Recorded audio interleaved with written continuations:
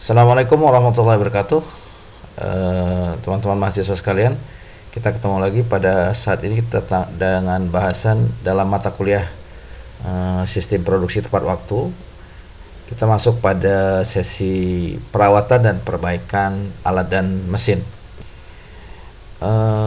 Perawatan di suatu industri merupakan salah satu faktor yang penting dalam mendukung suatu proses produksi yang punya daya saing di pasaran. Oleh karena itu, proses produksi harus didukung oleh peralatan yang siap bekerja setiap saat dan handal. Untuk mencapai hal itu, maka peralatan-peralatan penunjang proses produksi ini harus selalu dilakukan perawatan yang teratur dan terencana. Oke, mari kita lihat skema perawatan. Skema perawatan mesin, bahan baku, industri, produk. Dan itulah program perawatan dengan sistem kesiapan sarana produksi dan peralatan mesin. Oke, kita lihat gambarannya bahwa bagaimana di dalam skema perawatan itu aktivitas produksi itu sangat ditentukan dalam rangka bagaimana kesiapan sarana produksi, peralatan dan mesin. Itu adalah peran perawatan di dalam kegiatan industri. Nah, tujuan dari perawatan adalah pertama adalah menunjang kemampuan berproduksi pada mesin agar dapat mencapai target produksi pada sebuah industri. Yang kedua, menjaga kualitas produk pada tingkat yang diharapkan. Ketiga, membantu mengurangi pengeluaran yang harus dikeluarkan perusahaan jika terjadi kerusakan pada mesin-mesin industri, sehingga menjaga modal yang diinvestasikan perusahaan selama kurun waktu ditentukan. Keempat adalah dengan melaksanakan kegiatan perawatan mesin secara efektif dan efisien, maka diharapkan tingkat biaya maintenance dapat ditekan serendah mungkin. Kelima, untuk menjamin keselamatan kerja pekerja yang mengoperasikan mesin industri. Yang terakhir adalah membangun kerjasama yang erat antara fungsi-fungsi utama lainnya dari suatu perusahaan, yaitu tingkat keuntungan atau return of investment yang sebaik mungkin dan biaya pengeluaran serendah mungkin. Adapun jenis-jenis perawatan yang biasa dilakukan, yaitu ada perawatan yang direncanakan, itu biasanya plan maintenance. Kemudian perawat yang tidak direncanakan, unplanned maintenance, ya kan. Bentuk perawatan yang pertama adalah apa yang disebut dengan breakdown maintenance, yaitu perawatan yang dilakukan ketika sudah terjadi kerusakan pada mesin atau peralatan kerja sehingga mesin tersebut tidak dapat beroperasi secara normal atau terhentinya operasional secara total dalam kondisi mendadak. Breakdown maintenance ini harus dihindari karena akan terjadi kerugian akibat berhentinya mesin produksi yang menyebabkan tidak tercapainya kualitas maupun output produksi. Oke, itu yang pertama dari breakdown maintenance. Yang kedua adalah preventive maintenance. Dilakukan untuk mencegah terjadinya kerusakan pada mesin selama operasi berlangsung. Contoh preventive maintenance adalah melakukan penjadwalan untuk pengecekan, inspection, dan pembersihan, cleaning, atau pergantian suku cadang secara rutin dan berkala. Jenis-jenis preventive maintenance. 1. Periodic maintenance atau perawatan berkala. Perawatan berkala yang terjadwal dalam melakukan pembersihan mesin, inspeksi mesin, memberikan pelumas pada mesin, dan juga pergantian suku cadang yang terjadwal untuk mencegah terjadi kerusakan mesin secara mendadak yang dapat mengganggu kelancaran produksi. Periodic maintenance biasanya dilakukan dalam harian, mingguan, bulanan, atau tahunan. 2. Predictive maintenance atau perawatan prediktif. Perawatan yang dilakukan untuk mengantisipasi kegagalan sebelum terjadi kerusakan total. Predictive maintenance ini akan memprediksi kapan akan terjadinya kerusakan pada komponen tertentu pada mesin dengan cara melakukan analisa tren perilaku mesin atau peralatan kerja. Corrective maintenance adalah Perawatan yang dilakukan dengan cara mengidentifikasi penyebab kerusakan dan kemudian memperbaikinya sehingga mesin atau peralatan produksi dapat beroperasi normal kembali. Corrective maintenance biasanya dilakukan pada mesin atau peralatan produksi yang sedang beroperasi secara abnormal atau mesin masih beroperasi tetapi tidak normal. Artinya diamati gejala-gejala yang ada pada mesin tersebut. Perawatan yang direncanakan, waktu pekerjaan perawatan ditentukan atas kondisi 1. Kapan aktivitas produksi dihentikan karena adanya kebutuhan perawatan. 2. Kapan pabrik tidak beroperasi karena jadwal, waktu atau jam kerja yang sudah dibuat. Penentu jam operasi pabrik tergantung besar kecilnya industri, jenis atau tingkat produksinya. Ini adalah tabel sistem penggantian waktu kerja. Kita lihat beberapa hal. Yang pertama mungkin ada sistem penggantian waktu kerja, ada keterangan shiftnya, shift tergantung menggunakan shift 1, 2 atau 3. Kemudian total jam produksi per minggu karena bervariasi, karena ada yang 40 jam per minggu, 50 jam per minggu atau 60 jam per minggu, atau mungkin kalau ditambah ada yang kerja kontinu, lembur dan lain sebagainya sehingga sampai ada yang 120 jam, ada yang 132 gitu. Kemudian waktu yang tersedia untuk melakukan perawatan tanpa mengganggu kegiatan produksi, kira-kira seperti itu. Ya umpamanya 16 jam per hari ditambah dengan 2 hari kerja atau 2 hari libur sama dengan 124 jam. Oke, itu kira-kira gambaran dari sistem penggantian waktu kerja. Urutan perencanaan perawatan biasanya dilakukan, pertama kita tahu dulu bentuk perawatan yang akan ditentukan, yang akan dilakukan atau ditentukan. 2.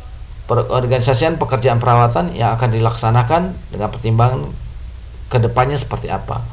Kemudian ada kontrol, pemeriksaan dan pencatatan. 4. Ada pengumpulan semua masalah perawatan yang dapat diselesaikan dengan suatu bentuk perawatan. Kemudian penerapan bentuk perawatan yang dipilih, kira-kira kita mau pilih bentuk perawatan apa, ya kan gitu. Yang berikutnya adalah bentuk perawatan, misalnya kebijakan perawatan yang terpertimbangkan secara cermat, alternatif yang diterapkan, pengontrolan dan pengarahan pekerjaan sesuai rencana, riwayat perawatan yang dicatat secara statistik dan dihimpun serta dijaga untuk dievaluasi hasilnya guna menentukan persiapan berikutnya. Sasaran perencanaan perawatan ada bagian khusus dari pabrik dan fasilitas yang akan dirawat, bentuk, metode, kemudian alat perkakas dan cara penggantian suku cadang, waktu yang dibutuhkan untuk melakukan perawatan, frekuensi perawatan yang perlu dilakukan, sistem pengelolaan pekerjaan, metode untuk penganalisan pekerjaan. Dasar-dasar pokok penunjang sistem perawatan adalah jadwal kegiatan perawatan untuk semua fasilitas pabrik. Jadi kita harus buat dulu jadwalnya, ya kan gitu. Kemudian 2, jadwal kegiatan perawatan lengkap untuk masing-masing tugas yang harus dilakukan pada tiap bagian. Kira-kira dibuat jadwal pada bagian-bagian yang akan melakukan kegiatan perawatan. Ketiga, program yang menunjukkan kapan tiap tugas harus dilakukan, sehingga bikin program yang menunjukkan kapan melakukan tugas, umpamanya kapan overhaul, kapan melakukan bongkar, kapan melakukan pemeriksaan dan lain sebagainya. Keempat, metode yang menjadi program perawatan dapat berhasil. Kira-kira metode perawatan apa yang akan digunakan. Yang kelima, metode pencatatan hasil dari penilaian keberhasilan program perawatan. Faktor dalam perencanaan perawatan. Pertama adalah ruang lingkup pekerjaan. Untuk tindakan yang tepat, pekerjaan yang dilakukan perlu diberi petunjuk atau pengarahan yang lengkap dan jelas. Pengadaan gambar-gambar atau skema dapat membantu dalam melakukan pekerjaan. 2 adalah lokasi pekerjaan. Lokasi pekerjaan yang tepat di mana tugas dilakukan merupakan informasi yang mempercepat pelaksanaan pekerjaan. Menunjukkan lokasi akan mudah dengan memberi kode tertentu, misalnya nomor gedung, nomor departemen dan lain sebagainya, area, kode area dan lain sebagainya. Kemudian ketiga adalah prioritas pekerjaan. Prioritas pekerjaan harus dikontrol sehingga pekerjaan dilakukan sesuai dengan urutan yang benar. Jika suatu mesin mempunyai peranan penting, maka perlu memberikan mesin tersebut prioritas utama. Mana yang harus didahulukan? Ya, dilihat prioritas dan kebutuhan daripada mesin yang akan digunakan sebagai alat untuk produksi. Kemudian yang keempat, metode yang digunakan. Umpamanya membeli kemudian memasang. Sangat berbeda artinya dengan membuat kemudian memasang. Jadi kita lihat dulu spare partnya, beli terus memasang atau buat dulu baru dipasang. Meskipun banyak pekerjaan bisa dilakukan dengan berbagai cara, namun akan lebih baik jika penyelesaian pekerjaan tersebut dilakukan dengan metode yang sesuai dengan keahlian yang dimiliki. Yang kelima, kebutuhan material. Apabila ruang lingkup dan metode kerja yang digunakan telah ditentukan, maka biasa diikuti dengan adanya kebutuhan material. Material yang dibutuhkan ini harus selalu tersedia. 6. Kebutuhan alat perkakas. Sebaiknya alat yang khusus perlu diberi tanda pengenal agar mudah penyediaannya bila akan digunakan. Kunci momen umpamanya, dongkrak adalah termasuk alat-alat khusus yang perlu ditentukan kebutuhannya. Ketujuh, kebutuhan keahlian. Keahlian yang dimiliki seorang pekerja atau seorang teknisi akan memudahkan dia bekerja. Kebutuhan tenaga kerja. Jumlah tenaga kerja yang dibutuhkan dalam melakukan pekerjaan harus ditentukan untuk setiap jenis keahlian. Hal ini berguna dalam ketetapan pengawasannya supaya memudah mengefektifkan dalam penggunaan tenaga kerja. Keuntungan perawatan yang direncanakan adalah pertama, kesiapan fasilitas industri lebih besar, jadi lebih siap. Jadi kapanpun alat itu akan digunakan sudah siap.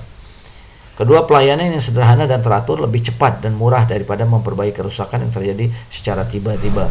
Jadi kalau sudah direncanakan itu biasanya jauh lebih murah dibandingkan dengan tiba-tiba atau tahu-tahu alat lagi dipakai terus tiba-tiba rusak. Biasanya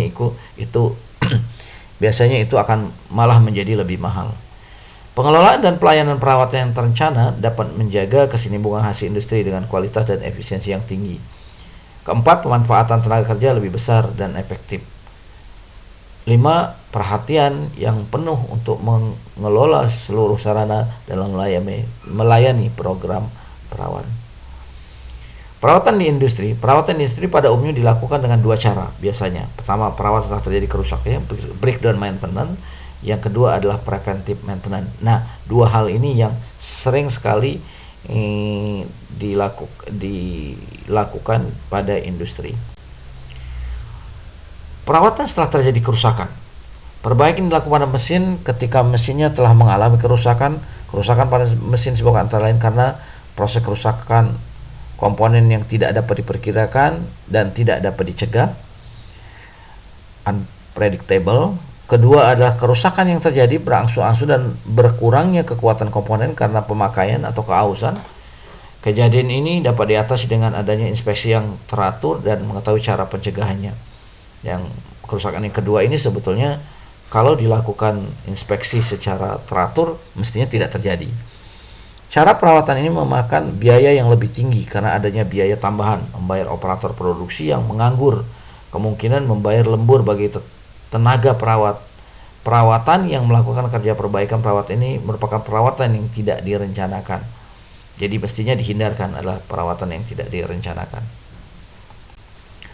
Perawatan preventif. Perawatan preventif ada perawatan yang dilakukan dengan jadwal yang teratur sehingga kadang-kadang disebut sebagai perawatan direncanakan atau perawatan yang dijadwal. Fungsi penting dari cara perawatan jenis ini adalah menjaga kondisi operasional peralatan serta meningkatkan kehandalannya. Tujuannya adalah menghilangkan penyebab-penyebab kerusakan sebelum kerusakan terjadi. Perawatan yang terjadwal selalu lebih ekonomis daripada perawatan yang tidak terjadwal. Pekerjaan perawatan preventif ini dilakukan dengan mengadakan inspeksi, pelumasan, pengecekan peralatan seteliti mungkin dan dilakukan secara terus-menerus, continue. Tujuan perawatan preventif pertama, untuk mencapai tingkat kesiapan industri yang maksimum dengan mencegah kerusakan dan mengurangi periode waktu perbaikan menjadi seminimum mungkin. Menjaga kondisi mesin sebaik mungkin untuk mempertahankan produk yang berkualitas tinggi. Memperkecil tingkat kerusakan dan menjaga nama baik industri. Menjamin keselamatan pekerja, menjaga industri pada tingkat efisiensi produksi yang maksimum, mencapai semua tujuan tersebut dengan cara yang sangat ekonomis. Pekerjaan dasar pada perawatan preventif. Pertama adalah inspeksi. Pekerjaan inspeksi dibagi atas inspeksi bagian luar dan inspeksi bagian dalam. Inspeksi bagian luar dapat ditujukan untuk mengamati dan mendeteksi kelainan yang terjadi pada mesin yang sedang beroperasi. Misalnya, timbul suara yang tidak normal, ada getaran, ada panas yang berlebih, asap, dan lain-lain. Sedangkan inspeksi bagian dalam ditujukan untuk pemeriksaan elemen-elemen mesin yang dipasang pada bagian dalam seperti roda gigi, ring, packing, bantalan, dan lain-lain. Kategori inspeksi mesin. Kategori mesin yang penting, mesin-mesin dalam kelompok ini sangat besar pengaruhnya terhadap jalannya produksi secara keseluruhan. Sedikit saja terjadi gangguan akan memerlukan waktu yang lama untuk memperbaikinya. Untuk itu perlu diberikan penekanan yang lebih kepada inspeksi mesin-mesin tersebut. Kedua, kategori mesin biasa. Frekuensi inspeksi untuk kelompok ini tidak terlalu berpengaruh terhadap jalannya produksi. Pekerjaan dasar pada perawatan preventif. Lanjutannya adalah perumasan. Komponen-komponen mesin yang bergesekan seperti roda gigi, bantalan, dan lain sebagainya harus diberi pelumasan secara benar agar dapat bekerja dengan baik dan tahan lama. Dalam pemberian pelumas yang benar perlu diperhatikan jenis pelumasnya, jumlah pelumas, bagian yang diberi pelumas, dan waktu pemberian pelumasnya ini. Berikutnya adalah perencanaan dan penjadwalan. Suatu jadwal program perawatan perlu disiapkan dan harus ditaati dengan baik. Program perawatan harus dibuat secara lengkap dan terperinci menurut spesifikasi yang diperlukan, seperti adanya jadwal harian, mingguan, bulanan, tiap 3 bulan, tiap setengah tahun, setiap tahun, dan sebagainya. Pencatatan dan analisis. Catatan yang perlu dibuat untuk membuat kelancaran pekerjaan perawatan adalah buku manual operasi, manual instruksi perawatan, kartu riwayat mesin, daftar permintaan suku cadang, kartu inspeksi, catatan kegiatan harian atau catatan kerusakan atau yang lain-lainnya yang diperlukan. Analisis yang dibuat berdasarkan catatan tersebut akan membantu dalam hal 1. Melakukan pencegahan kerusakan daripada memperbaiki kerusakan yang terjadi. 2. Mengetahui tingkat kehandalan mesin. 3. Menentukan umur pakai atau usia mesin. 4. Memperkirakan kerusakan mesin dan merencanakan untuk memperbaikinya sebelum terjadi kerusakan. 5. Menentukan pembelian mesin yang lebih baik dan cocok berdasarkan pengalaman masa lampau atau masa lalu. Kemudian bagaimana latihan bagi tenaga perawatan pada pekerjaan dasar pada perawatan preventif? Untuk berhasilnya program perawatan preventif dengan baik, perlu adanya latihan yang berdasar bagi tenaga perawatan. Baik teknisi maupun pengawasan harus berlatih menjalani pekerjaan perawatan, inspeksi dan perbaikan-perbaikan dengan cara yang sistematis. Artinya ini training atau bagi tenaga perawatan itu perlu dilakukan secara kontinu karena sangat mungkin teknologi itu berubah gitu. Keenam, penyimpanan suku cadang. Sistem penyimpanan suku cadang memegang peranan penting yang berpengaruh terhadap efisiensi waktu produksi. Namun demikian, berdasarkan pertimbangan dan pengalaman, untuk order dan jumlah besar perlu ditentukan banyaknya suku cadang yang benar-benar dibutuhkan. Karena penyimpanan suku cadang yang terlalu banyak dapat menimbulkan biaya yang besar. Jadi stok spare part itu perlu diatur. Keuntungan perawatan preventif. 1 adalah waktu terhentinya produksi menjadi berkurang. 2. Berkurangnya pembayaran kerja lembur bagi tenaga perawatan. 3. Berkurangnya waktu untuk menunggu peralatan yang dibutuhkan. Jadi waktu tunggu pengadaan peralatan itu akan berkurang. 4. Berkurangnya pengeluaran biaya untuk perbaikan karena sudah dideteksi sebelumnya. 5. Pergantian suku cadang yang direncanakan dapat dihemat kebutuhannya sehingga suku cadang selalu tersedia di gudang setiap waktu. 6. Keselamatan kerja operator lebih tinggi karena berkurangnya kerusakan. Oke, berikutnya kita akan bicara soal bagaimana ukuran efektivitas kerja pada semua sumber daya yang digunakan atau disebut dengan OEE, Overall Equipment Effectiveness. Yaitu adalah matrik efektif tidaknya suatu operasi produksi dijalankan. Hasil dinyatakan dalam bentuk bersifat umum sehingga memungkinkan benchmark terhadap periode waktu sebelumnya ataupun terhadap equipment lain. OEE merupakan indikator yang sangat penting di mesin drive atau equipment driven industri seperti manufaktur, tambang, dan lain-lain.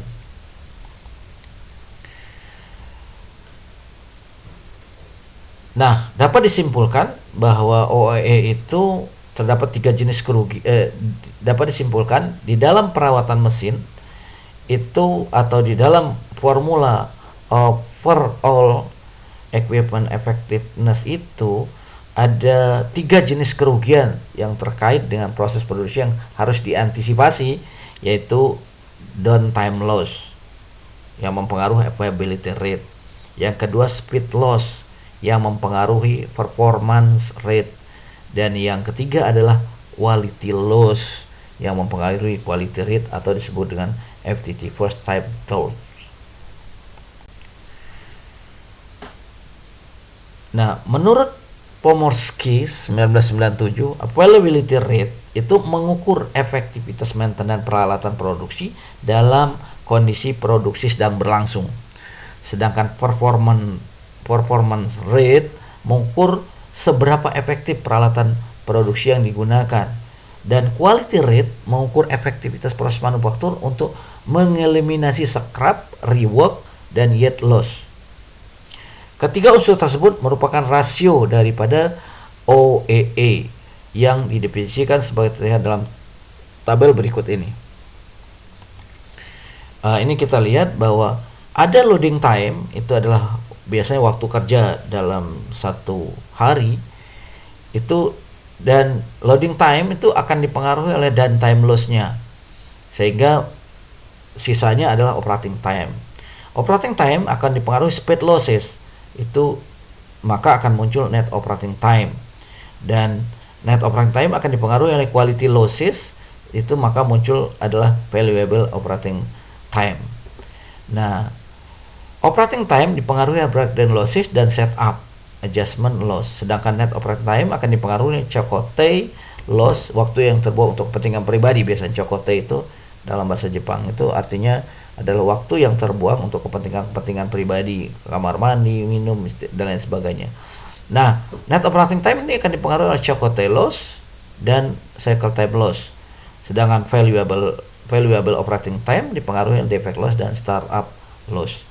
Maka pada akhirnya OEE itu adalah availability dikali dengan performance rate dikali dengan quality rate. Oke, kita lihat ada contoh seperti ini. Umpamanya waktu operasional ada 8 jam, atau kalau dalam menit 480 menit, waktu setup 10 menit, breakdown pada kondisi kasus ini tidak ada breakdown, maka availability-nya adalah 480 dikurangi 10 dikurang 0 dibagi 480, maka 98% availability-nya. Kemudian ketika waktu running 470 menit, setelah tadi dikurangi 10 menit untuk setup, dan cycle time sudah ditentukan 17 detik per unit, maka jumlah produksi